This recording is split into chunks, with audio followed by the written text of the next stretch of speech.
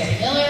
I am a consumer education specialist with the Federal Trade Commission. I'm also a resident of Covington, so I'm so excited to be here and to be able to share the federal information that I have here in my local community. So everything everyone said today, I was like nodding in total agreement. This is all so true. I want to back up what Leslie was saying just now about it's okay to be rude. Just yesterday in my office, so we are in the Division of Consumer and Business Education. So a lot of the content that you see that's very plain language and directly for consumers from the Federal Trade Commission comes from my office. Just yesterday, we put out one that said why it's not rude to ignore those, hi, how are you, text messages from strangers, right?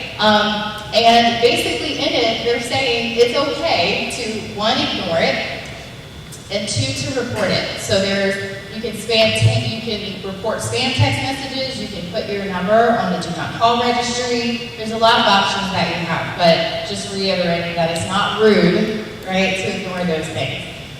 So what we do in the Division of Consumer and Business Education, we put out consumer alerts. When people are finding scams, we always encourage everyone to report them. So report them at reportfraud.ftc.gov. And what that does is it helps us to get an idea of what's happening. What are the names of those companies? How are the scammers contacting you? What's the story that they're giving? So that we can put that out in plain language to everyone else so you know what to look for and you can share that with your family, with your friends, with your community. I have packets of FTC information at one of the tables back there. A lot of what was shared today is in these packets. Just please feel free to grab when you go. You'll find a wallet card for identitytheft.gov, which is what Bobby shared. We run identitytheft.gov. We want to know if your information has been compromised in a data breach. We want to know about it.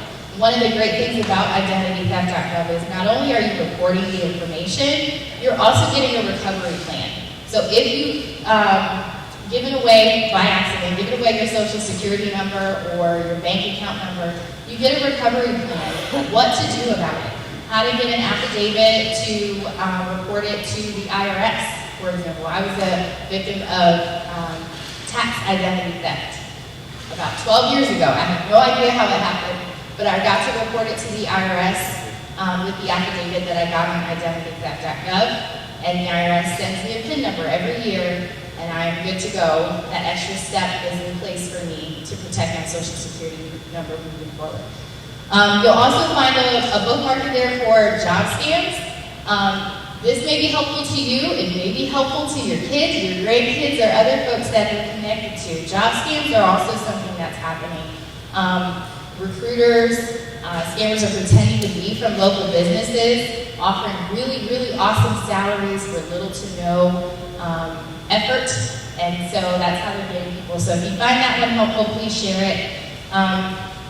We also have, I know someone mentioned grandkid scams.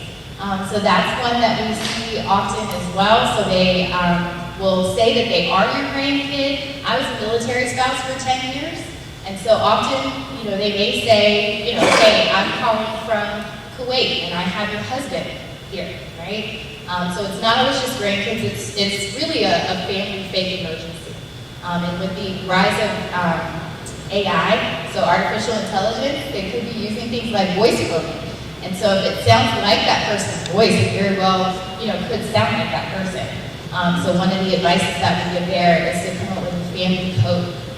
What did I buy you on your 22nd birthday, right? Something that a scammer might not know, so that you can kind of check and verify before you give information away. And then the last thing I wanted to share from that packet is this green one here. So again, we mentioned credit freezes, fraud alerts. We also mentioned the 3 credit bureaus. There's a booklet, a postcard back there that gives that information and really easy to navigate information. I hope you'll grab one of those packets. We tried to bundle it all there for you. The last thing I wanted to share was just to reiterate the importance of sharing what you have experienced and also sharing what you know. It is very embarrassing sometimes if you click the link in your text message. If you accidentally give away information because what the scammer said was convincing to you. But it happens to us all. I think it's really important, and what we find at the FCC is that talking about it helps you to slow down, to make sense of what's being asked of you, to avoid the scam. So slow down, talk to someone you know, whether it's a banker or a family member or a neighbor or something like that. The likelihood that you fall for the scam goes down exponentially if you can slow down, talk about it, and maybe even do some research. So look externally for a different link or a different phone number, not the one they gave you, right? But find that information on your own and verify for yourself. I'm going to pause there and hand it over to, all right, there we go. Thank you.